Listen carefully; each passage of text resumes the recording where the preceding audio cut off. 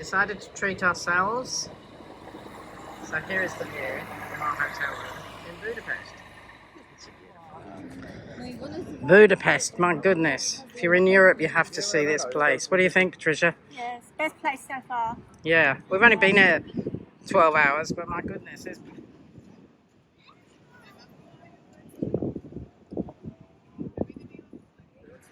Can't remember overlooking the Danube. This Danube is just incredible. It's running so fast, it's so wide, and this city is so beautiful. Whatever you look, it's a beautiful building. Yeah, it's incredible. We're just crossing the chain bridge from the Buda side over there, across to Pest side over here. This powerful memorial represents the 3,500 people, 800 of them Jews, who stood here and were shot, and their bodies just fell into the Danube. It's powerful.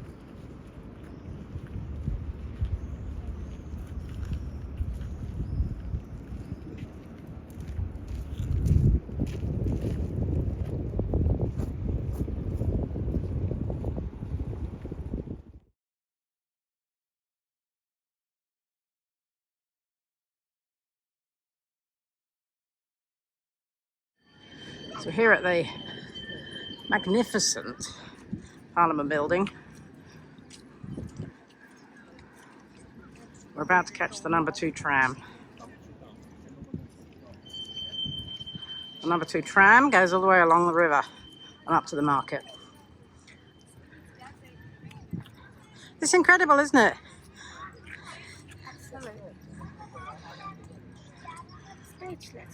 Speechless. We're thinking of just talking about extending our stay.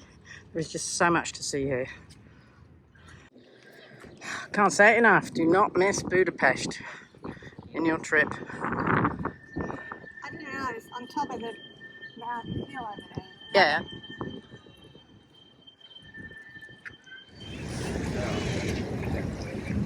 Well, this is pretty spectacular. What do you think of this, P? It's very nice. Just, But stand here all night looking at it. no, it's just incredible.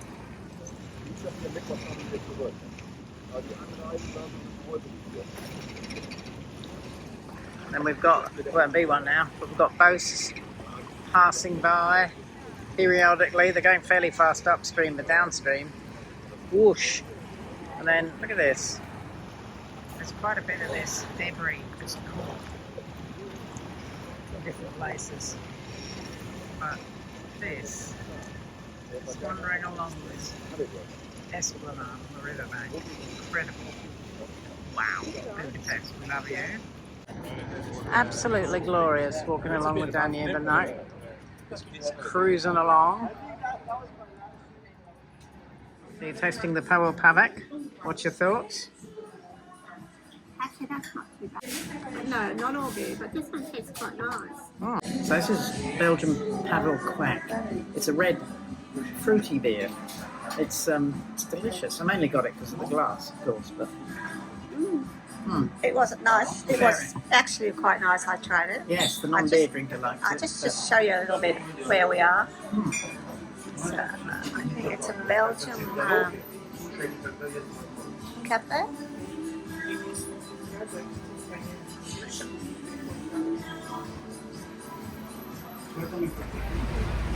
It's the Opera House. The construction of this was approved by the Emperor of the Austro-Hungarian Empire on the proviso it was smaller than the Vienna Opera House. Honestly, big men. So it's quite grandiose. Hossok Square, that's St. Michael the Archangel.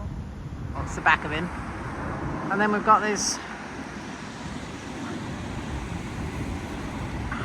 Austro-Hungarian magnificence. These sculptures all around. As you can see, it's a bit damp today. So this is Hero Square, and that's the Millennium Monument with the 7 chieftains. I'll go over to it in a minute.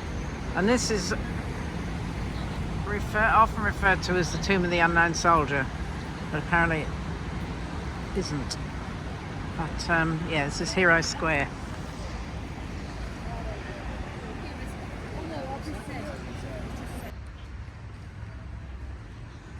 Oh, this looks pretty old. I'll put down below what it is and how old it is.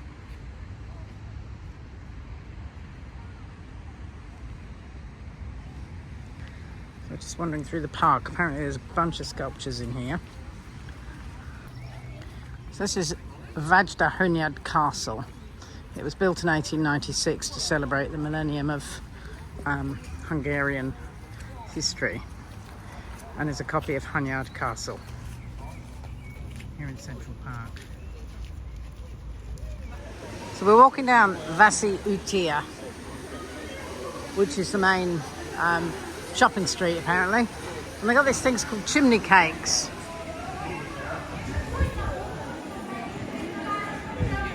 Which might have to be tried. This is no ordinary McDonald's.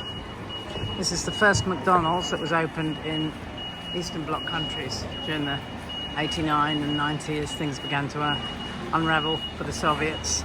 Right here in Budapest. So we're walking along and there was a skincare specialist doing promotions, and she spent some time talking to Patricia, saying, just try it, it'll help you under your eyes, your crow's feet, just try it. And Patricia's saying, no, I've got allergies, no.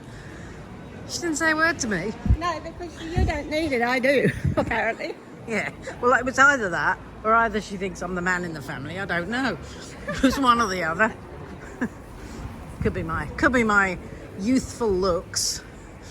It probably was your youthful looks, and under my eyes is bags, and travelling around so much. Yeah, from hard work of life on the road. There's some gorgeous looking cafes along here. We are looking for a hairdresser though. This time it's me. Here's another of the cake chimney shops, or chimney cake shops.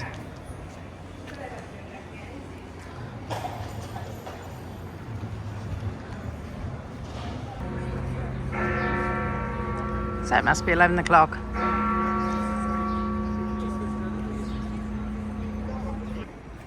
Well, that's quite the basilica. Thank you. Wow. We are waiting for the bread. And we're in the square here. No red umbrella, no green umbrella. All sorts of coffee places and magnificent buildings. And then you got a bit of 80s. But that place, wow. We're on a walking tour, so this should be interesting. So this is the Michael Jackson tree.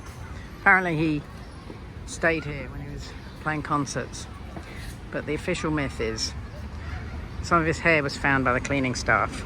This tree was dying, so they planted the hair at the root of the tree, and it recovered because it had magical powers. How's that?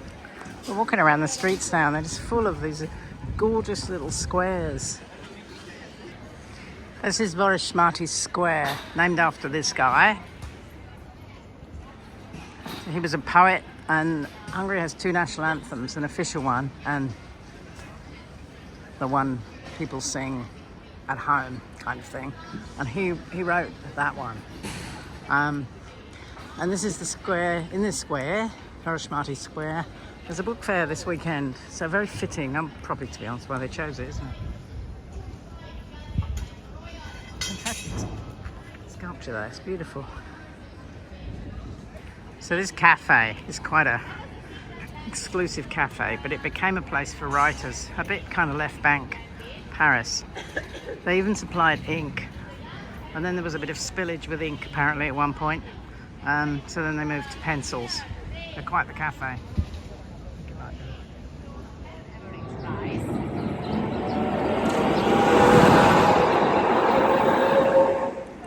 Pest over this side was where the workers lived, but in 1893 a chain bridge was built, so that was the first bridge built linking the two cities. Prior to that it was ferries and walk across on the ice.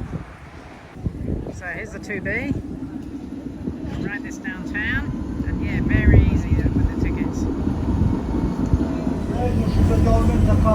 So we're on the number 2 tram, and we've just decided just to take it to the end of the line. So it's coming into kind of like suburbia and kind of normal Budapest, I guess. But it's interesting. We've passed a Tesco's.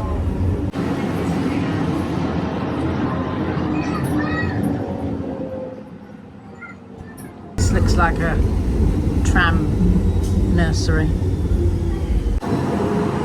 Hey, now we're in a different part of suburbia. More houses, less industrial.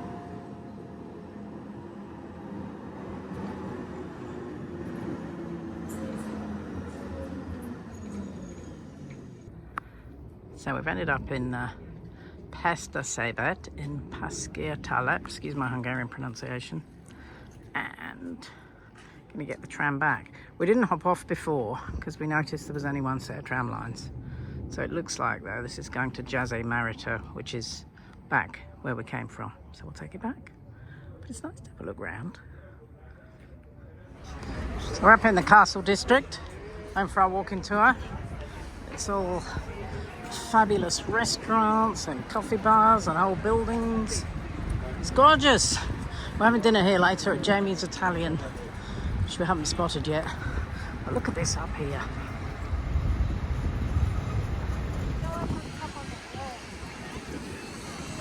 Ah, yeah, this is just beyond words, isn't it? Absolutely beautiful. We came. We were going to not come here. I know. So beautiful. We've got to do a line up to go up there. Okay. That's right. We've got to pay as well. Okay. So Patricia's talking about going onto the wall, which looks like it would be worth doing. So we're heading up to the Fisherman's Bastion, which was 12,000 half. $20. Oh my God.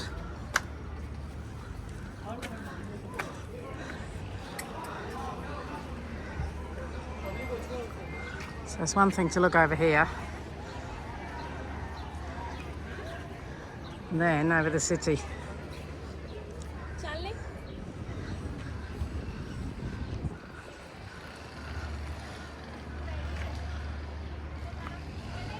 Oh. What do you think? The best 12,000 half you ever spent? Exactly. It's so beautiful, makes me want to cry. Oh, babe. It's so beautiful. Look at that Danube stretching for miles. Wow. Here we are looking out from the turrets.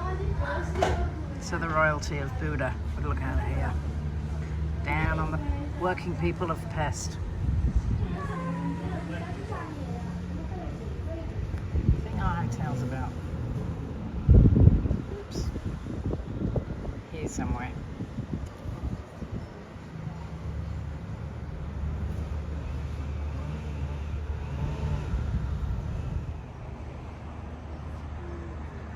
It's just mind-blowing, this St. Margaret's Island. Huge suspension bridge there in the distance. Of course, Parliament down here. And turrets all over here.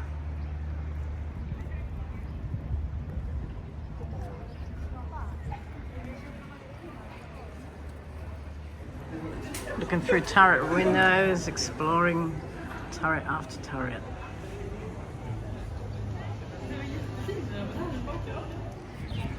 So this cathedral of St. Matthias, it's actually about 800 years old, but before that there was a mosque during the Ottoman times, and there have been different buildings here. Now Matthias Corvinus was king 800 years ago, and his wife was Italian, and it was during the period of Renaissance. So a lot of people from Italy came to Buda during the Renaissance. The largest library, incidentally, in the world was at Bologna at the time, and the second largest in the world was here in Buda. So there's a lot of these beautiful buildings from the designers and architects of the Renaissance. So Franz Joseph and his wife, before they obviously got ousted, the Austro-Hungarian Empire got cut up and countries got given back to where they came from. Used to come here to Rasworm. Used to come here to Rasworm for a cream schnitt, which Patricia had the other day. It's basically a couple of bits of pastry and an awful lot of cream, but she enjoyed it. Now, here, Jamie Oliver's Italian. So we're coming here later tonight. Looking forward to that very much. Some gorgeous little streets around here. I mean, apart from Jamie's, we could be in Italy. And we've got this fellow, Hatti Andrassi, who I think kicked the Mongols out, Mongol hordes. So the reason this sign is here is because students, for good luck, will caress the genitals of the horse. So, give them good luck in there. So we were just hearing about how Dracula was captured and imprisoned here by King Matthias. That's despite him being a mythical creature written about by, invented by Bram Stoker, and B, being based on Vlad the Impaler, who was a Romanian king. Well, there's a fountain. I don't know what you think about that. Yeah, sorry. Two long nurses, aren't we? Yeah.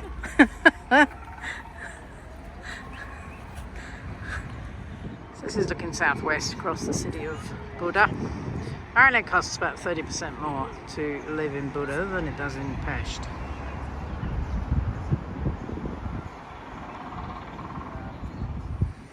So that's the Prime Minister's residence with the couple of guards there. And then here, with no guards at all, and we can just walk past, is the President's residence. Oh, they have got some guards down there, but a loose chain link fence. And this is where the President lives. But the Prime Minister has the power, as in a number of countries, rather than the President.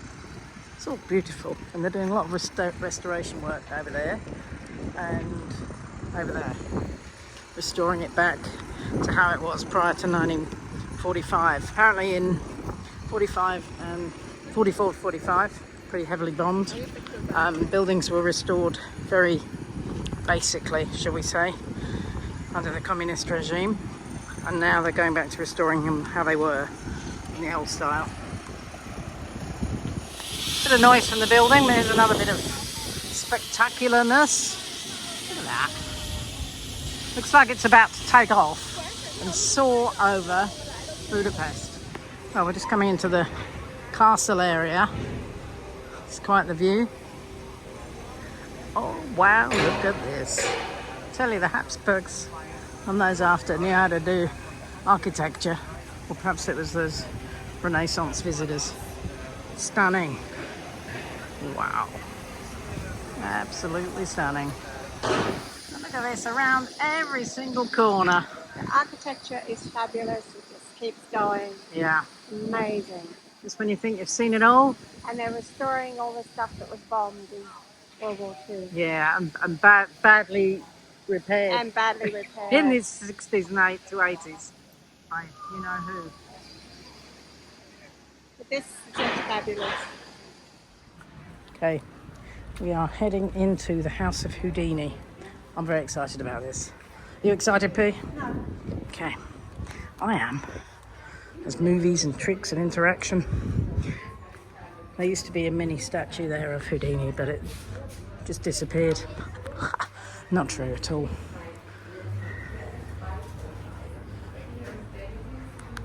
We're in the House of Houdini for the famous magic show. So we've just entered Houdini's safe. Okay, so you're free to take photos if you want. Well, what do you think about that then? Magic? It was magic.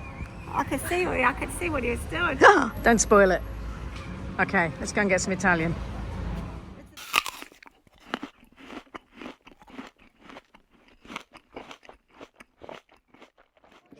So if you have the opportunity, come to this exhibition. It's free. It's down there. Just take half an hour out of your time.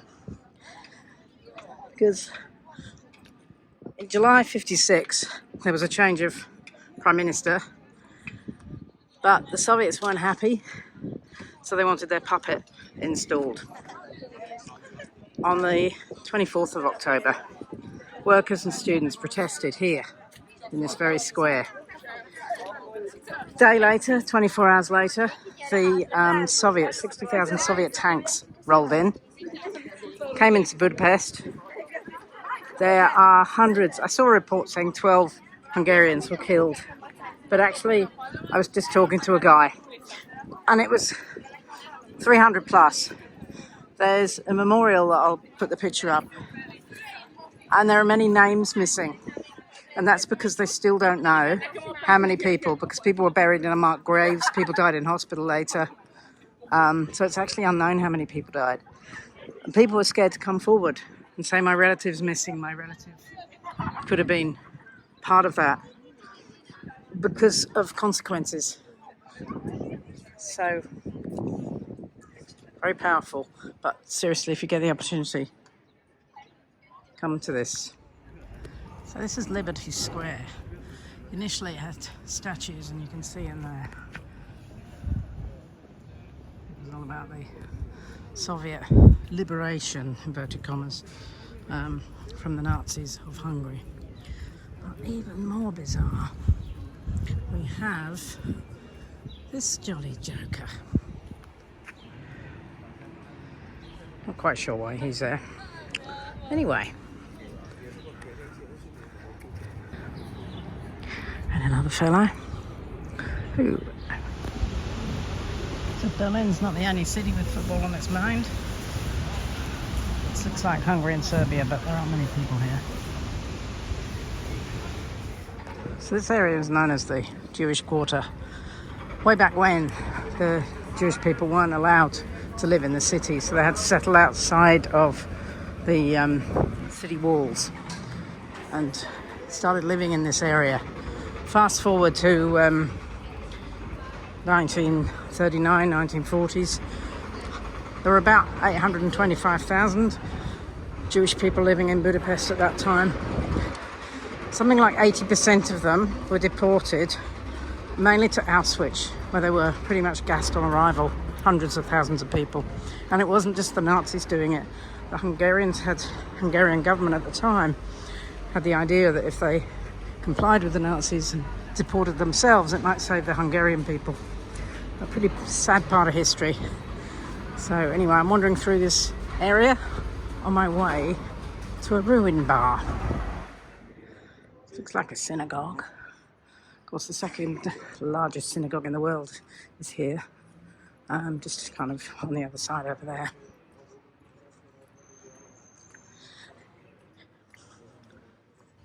And interestingly, that synagogue has a cemetery next to it. It's Doyoni. I'll put down below what it actually is. Has a cemetery next to it.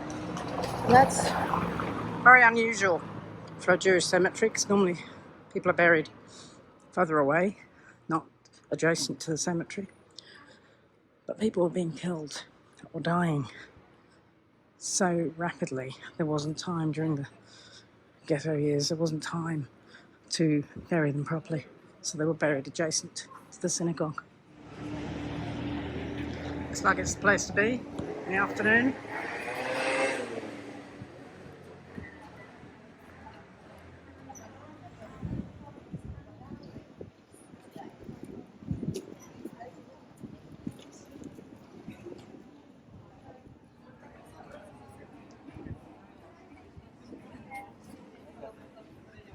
Oh yeah, I've heard of that. The caravan, street food.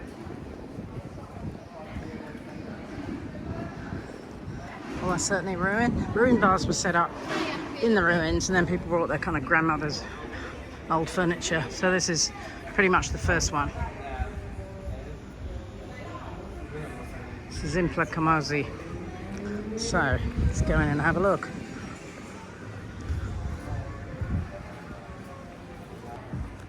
Oh yeah, it's pretty cool. Might have to have a beverage.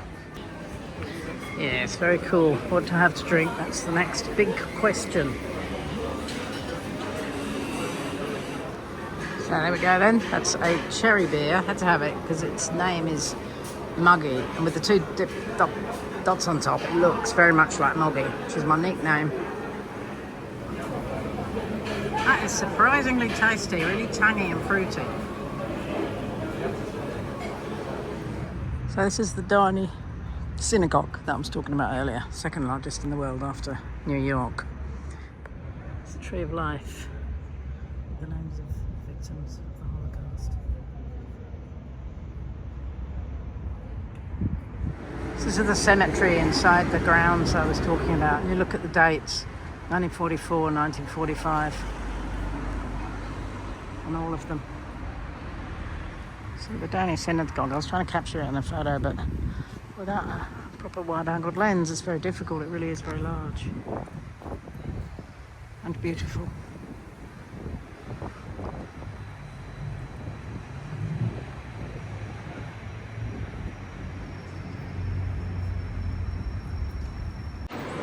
And so further to our mini statue by Michael Kolodko. This is Tivolo Herzl, who was a Jewish Hungarian journalist and said to be the father of Zionism. I'll pop down below some of the other statues by Kolodko because they're terrific. They're all over. There's about 42 of them. All over Budapest. And we actually saw one in Stockholm.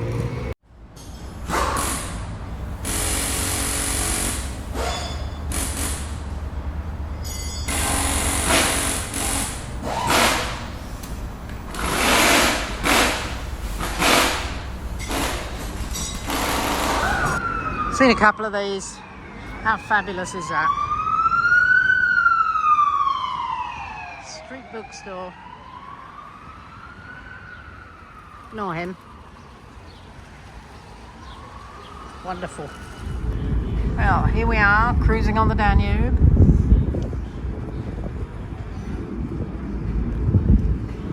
Sunset isn't actually for about another hour or so, but this is pretty nice.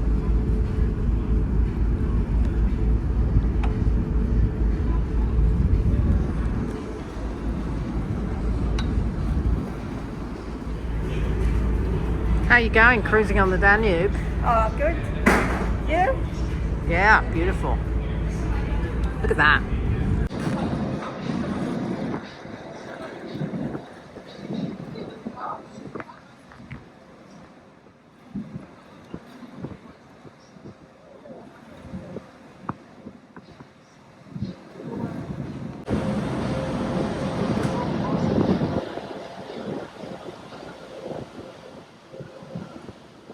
Chain Bridge, the first bridge to cross the river in 1849 and join the two sides of the city.